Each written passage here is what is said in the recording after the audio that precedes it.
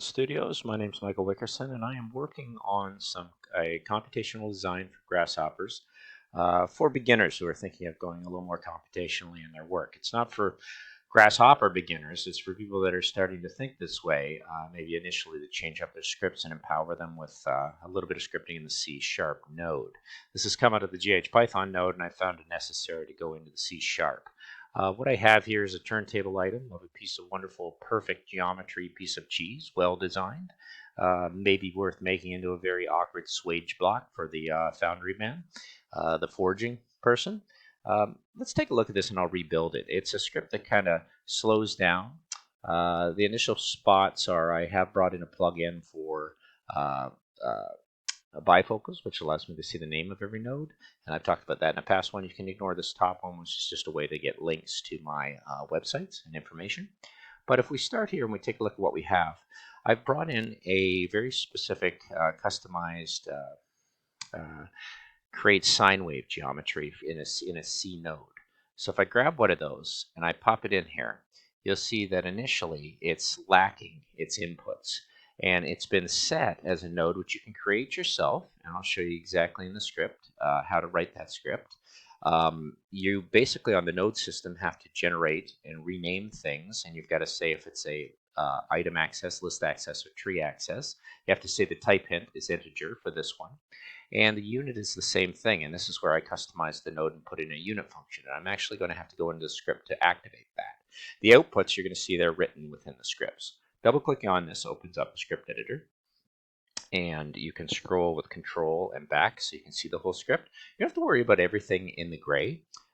There's no real need to get frazzled with what it's using. You can extend that and see that it's using system collections, it's using all these wonderful things, Rhino geometry, and all these lovely things that this computer does for you. You may have to add new libraries, but you'll find out a little more detailed about that as you go. But really the run script is right here. There are no additional scripts, methods and things that have to be run. It's basically writing in the most simple sense what you need. And I'm going to show you, as soon as I open it, it's nice that you take a look at what that node was saying. It basically brought in the integer num, which you inputted over here, the integer unit over here, which is not in use yet. Reference object are the out curves, the out surfaces, and the out loft. And the first thing you do is these are comment tools for list all points. So you will have to generate and see and define everything. You have to have declaration and assignment for everything you do to get it up and running. And you can see that there's a declaration of needing a 3D point list and calling it all points, which is a nice variable name in camel case, equals a new list of point 3D and then leaving it open because it's empty at this point, semicolon to end whatever you want to say in C. Then you're going to do the same thing for creating a list of curves, which is creating a list, call it curves, it's the variable name, small letters, because it's only one word. No need to show the camel case. Pascal case I'm learning is for constants as opposed to variables, but we'll get into that later. New list of curves, leave it open, and you're ready. And it's a basic for loop, and it's a really nice condensed thing of writing the script instead of writing it in each line after the semicolon.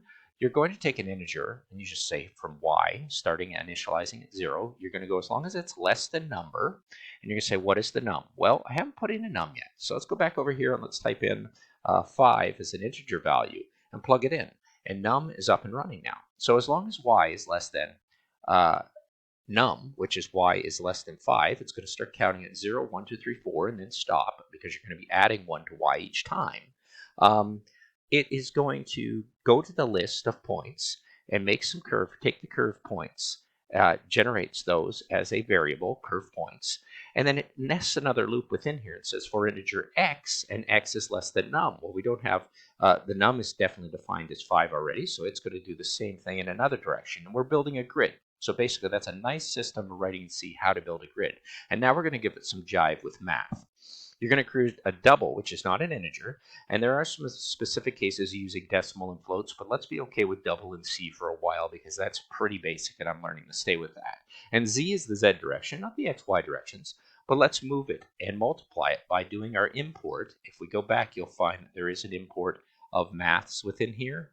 Rhino probably, I assume that it had the math node in here, but because it's drawing directly out of I guess it's in the systems collection here, and I don't need to say it specifically, but I'm going in and I'm grabbing math.sine, which is a function of that, and I will use math.pi and divide it by 180 and then add it to x plus y. And that math I sometimes draw it as nodes over here to write my script in Grasshopper, which some people are used to. But what I see is an opportunity for this hard-coded 180 to say, well, what happens if we take that 180 and let's give that the unit value of what I wanted to bring in here. So now I can take my unit value, I know it's integers, and I can just add it on, have it go from 0 to 10, and it's going to do different things to this code and script. So I've actually played it in there. And then my point, 3D, I've put a variable name of point as XYZ, so it's been drawn out not just in the Y direction, this is the X direction, but the Z direction, amplified by pi and sine, using a little bit of trigonometry. I can then append the curve points list with the add point, and I can append all points by adding the list. Then I'm going to create a 3D curve, and this is interesting, from the control points. And the curve has to be defined as curve equals curve create. And this is nice because it's like a constructor that comes from a pre-existing curve. And you're creating control point curve. And you'll have to go in with the attributes and the arguments, if you want to call it that, or parameters as to curve points, and then setting the, I believe this is, if you do get stuck on this, you can always comment this out. Let me go back, and this is kind of the dot tool. I didn't mean to go back so far.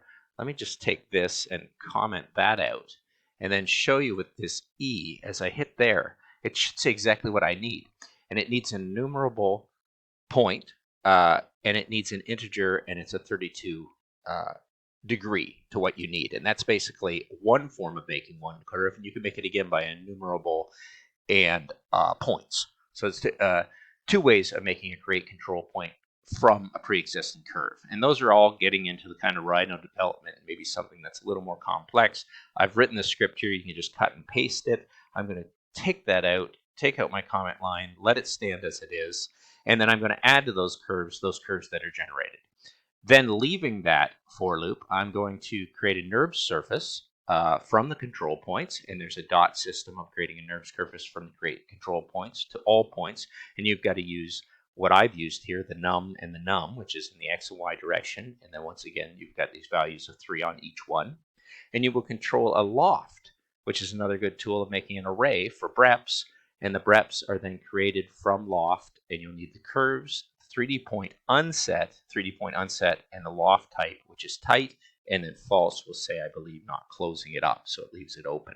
And then you've got to assign your output, which is basically out curves go to the curves, out surface goes to the surface, and out loft goes to the rep. So it's a complex little script. It's there for you to copy. It'll be on the copy, but that's the gist of getting into C and complicating things from the outset, just so I can produce some very interesting geometries. I'm going to, because I changed it, I'm going to hit OK, and it'll run it and close it. But I don't actually have it up and running or visible, but there it is. That's what we've actually ended up generating. And if we leave this form that was here and put that in the visibility gone, you'll see we're dealing with, and it's not going to be in render while you're creating Grasshopper because it cuts off anything below the construction plane.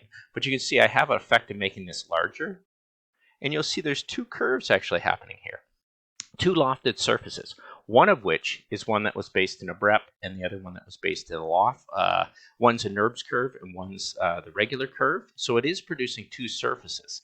So if I jump in here and take a look at what I have under the params, I have a curve coming out, which are my output curves, which are right there. Now, depending on how I create that out surface and that out loft, if we go back in, you'll see that they both were created in two different ways. One was from a loft tool and one was from a NURBS surface tool. And of course, in doing so, that's going to create two different surfaces. So let's just have a peek at the subtle difference between this one and this one, which gives us different data to play with. So it's actually a pretty functional. See a little subtlety change there, just from how they loft from a NURBS to a loft? That's the nature of it, and that's why you have those two on the bottom. Now, what did I do after I generated those lines? That's how I came at it computationally working in C to get some information. And I did the same thing up here. I had it. I'm noticing it's similar data streams of a list and then two single items. The other things I did was I kept moving right along. And what I like to do is I think I stayed focused solely on this surface.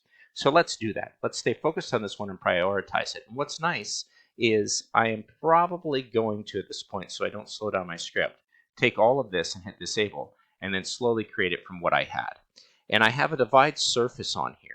So I'll go up to my surface tool and start thinking about using things. There's the utility divide surface, and I'm going to divide that. And I think what I did was those were too many points for what I wanted to do. And I think I ran a 5, which doesn't have to be the same, in the U and the V direction.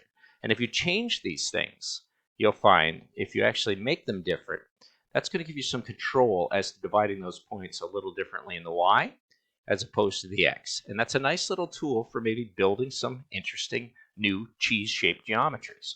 What I then do is I move it. I go to my transformations. It's not too hard, grabbing a move tool, and I want to move these points because I want to build another surface. Now I wanted to move them in the Z direction, which was the Z unit, which is actually the default in most cases for the move, but now it's going to need some units to move it. And I actually customized this one as a move tool, and it's probably set as a rational number between 0 and 10. And because it's on disable, I probably shouldn't be doing that. I should probably not be borrowing from the one that's disabled. Let's take that into there, and you'll see I have control over those points being moved into these points. And after doing so, I'm probably going to want to go back to surfaces and create a surface from points. Now, whenever you create a surface from points, you've got to flatten those points, otherwise it has no idea what to do with them. And it's got to set a U count that actually reads off the same U count as what's happening here. Now, because it's 5 and I plug it in, it won't work. Or if it does, it's all jagged and crazy. But if I did get around the 5 unit, and I always usually test this to see what works, you'll see 5 makes a form, but it also makes a form at 6, and it makes a much cleaner form, and it makes different forms at different ones because it's trying to read those points and loft the surface. So when I read this parametrically and see that it functions really nice for me at 6, then I can kind of do the math literally. And I know that that's the other value plus 1. And I'm going to hard code in by double clicking quotes and digit 1 and hard code that into the plus. I'm going to use my other information for my U or my V. It really doesn't matter. And I'm going to, and when they get odd numbers, I should be able to use that, add the 1 to it, and I get that nice surface. So I have a surface that's from points that was actually dependent upon the surface that created the first points. So holding shift, you can see I have these 2 surfaces. Now, how would I loft those 2 surfaces? It's pretty simple. And what I do is I evaluate surface to do that. So, or actually I debrep. So I'm going to take that surface and debrep that one to edges. And you'll see going here that I grab my curves. And I always love this system of doing this. There's my outer curves. And I can do the same thing from the surface that generated that form. So let's go back to that initial surface, slide it over here, and plug it in here. Now I have these curves, and it should be very simple to loft these together. But what I find in actually lofting these together, you'll see as I play over to the loft, one thing that really helps when you're doing this is to take a look at your data. And if you look here, and you see that this has 1 branch, 2 paths, and 4 items on the end of it. And this one has, because it's gone through a different system of being produced, it's similar data. It should be fine. But I do have a tendency to bring in this one, hold down shift and bring in the other one, see if I get my lofting. You can see it's completely out of control. One thing I like to do is simplify my data to start just in case they're not matching. And I'll probably graft one so it actually behaves like 4 separate branches. So if I do that and I graft this one, I should be able to line up these 4 item datas, 4 branches with 1 item each, to 4 branches. Now it might be twisted because of the shape. You'd have to play with that, list items, and move it around. But otherwise, you can see exactly what happened. And what I've done now is gone into my set tools, grabbed my merge, and said, well, that's a pretty good item, that loft. But what did it hold between? Well, it actually held the bottom one, and I'm going to put that on as the 3rd item in my merge. And it actually took my original object, which was here. I'm going to take that for my top surface. And now I may, because I'm starting to stretch my thing out, you can see that I have a pretty interesting box. Now, what else did I do? This is where it gets a little interesting. I probably took my top surface. I'm going to guess at what I did because it was not too far in the past that I think I can do it. Let's shrink this down. I think what I did then was I wanted to find my top surface that I generated. and I wanted to do a divide surface on there. So I wanted to process that. And so if I process that one and I use that same kind of list count item as processing it, those points, that's kind of interesting. My count seems a bit high. This one at 6 and 6, but that's just what it is. Taking those points and drawing a line, this is where I'm kind of thinking and playing a little bit, drawing it from those points at the top to the points that were coming out before they were moved from the bottom. That's going to be a little tricky because I've got a U count of, let me check my numbers, 5. This one's got a few points. This one's got a few too many points. What did I do different? UV count up to the 5 that fed that. Interesting. I've got these two grafted to my points. I am building my line. Let me just check my items. And I may have to put it on. I am curious to this. But let's just do it at the start. These were the points from the top. The UV count is set the same. Because I'm dividing the points and I've done it correct in the one direction, I probably just want to throw in a little relay point here, pop that down to here, and it should bring my points to the same count. But let's see. And then I'm going to grab my bottom points. And what happens when I set up these lines? A little too crazy. So I've got too much data going on the top. And what is the change that I really made? And I've lost my mind a little bit. 2 simplifications in that. This one's coming out as a surface. The points have been flattened. It's got a UV count that goes back to the 5. Maybe because I put it on the 6, that's the issue. So maybe I should go back to my original UV count of right here. And let's take the U count and go to here. And let's take the V count and line this up. Because I have different numbers, I probably had to change my script a little bit. And of course I missed it. There we go. So that's the main shift, is that I had a different number UV count to what I had. So that was not allowing these to be lined up.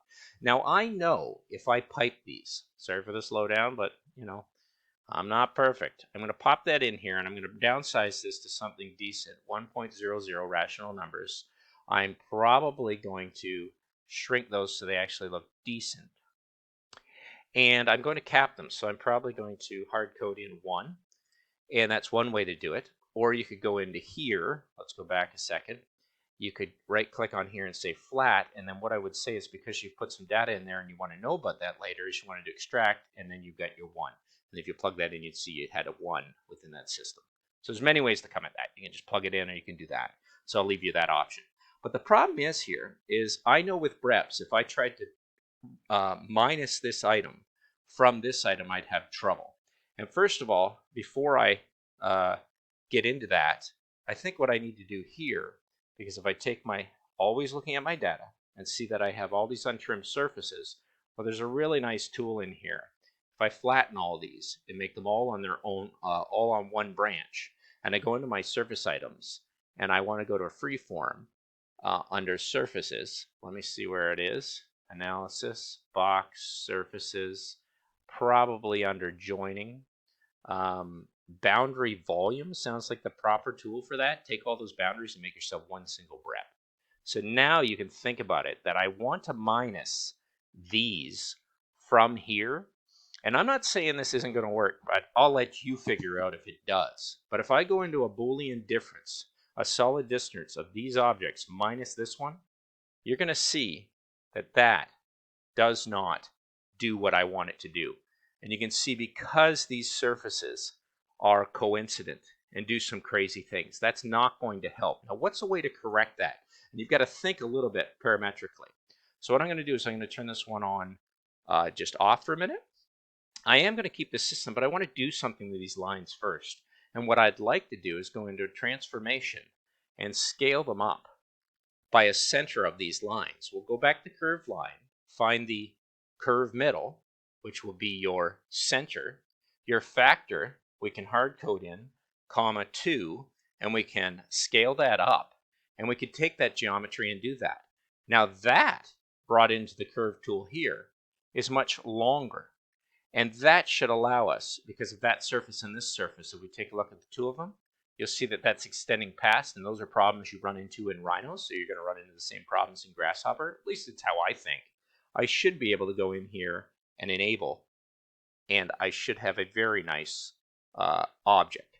Now, did I get it? I had my pipes here. All the objects. Might help if I flatten them all. But there we go. I bring them all off of that one item. Before flattening, they were all kind of jostled around on their own kind of tree information.